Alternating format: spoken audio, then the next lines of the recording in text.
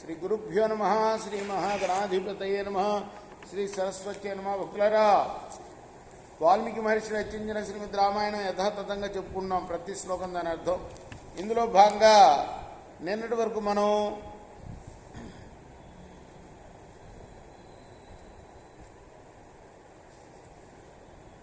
బాల, అయోధ్య, అరణ్య, కిష్కింధ, సుందరకాండలు పూర్తి చేసి యుద్ధకాండలోని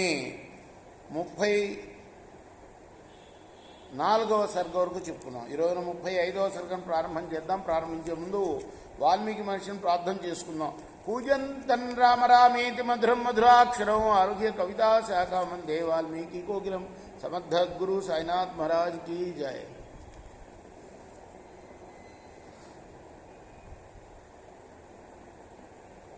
తేన శంఖ విమిశ్రేణ భేరీ శబ్దేన వాదినా ఉపయాతి మహాబాహో రామ పరపురంజయ.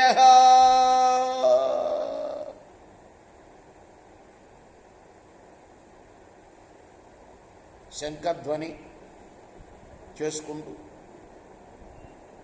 శత్రుపురాలని జయించేవాడైన రాముడు వచ్చాడు. తం నినాదం విషమ్యాధ నిశమ్యాధ రావణో రాక్షసేశ్వర ముహూర్తం ధ్యానమాస్తాయ సచ్వానభ్యుతైక్షత.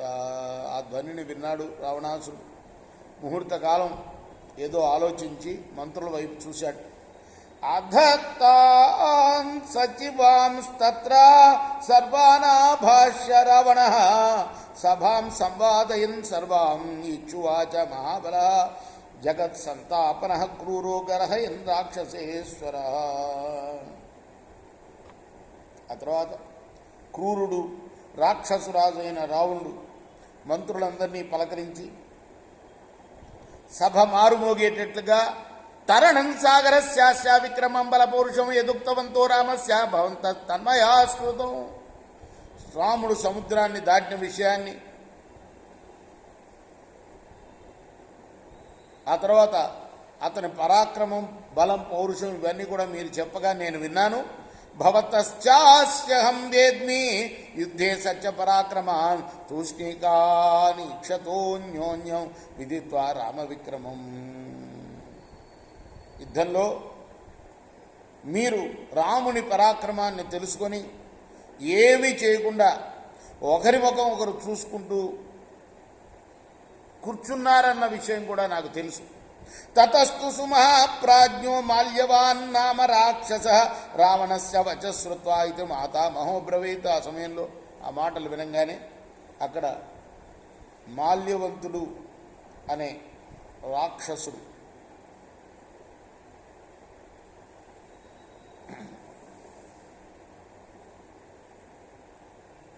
ఎవరైనా రావణుడి యొక్క మాతామహుడు, అమ్మ తండ్రి,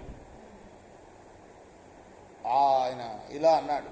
విద్యా స్వభివివో వినీతోయో రాజా రాజన్నయామగ సశాస్తి చిరమైశ్వర్యమరీంశ్చ పురుతే వసే. రాజా,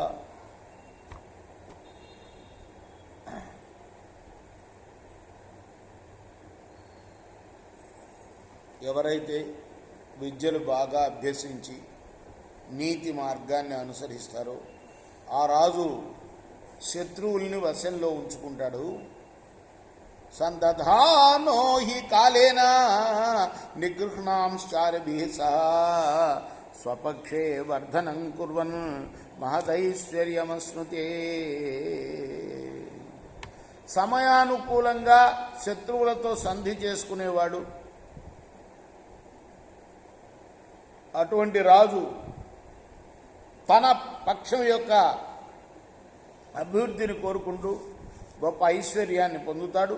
హీయమానేన కర్తవ్యో రాజ్ఞా సంధి సమయవజ నశత్రుమవమన్యేత జాయాన్ కుర్వీత విగ్రహం. రాజు తాను శత్రువు కన్నా దుర్బలుడుగా కానీ సమబలం కలవాడుగా కానీ ఉన్నప్పుడు అతనితో సంధి చేసుకోవాలి.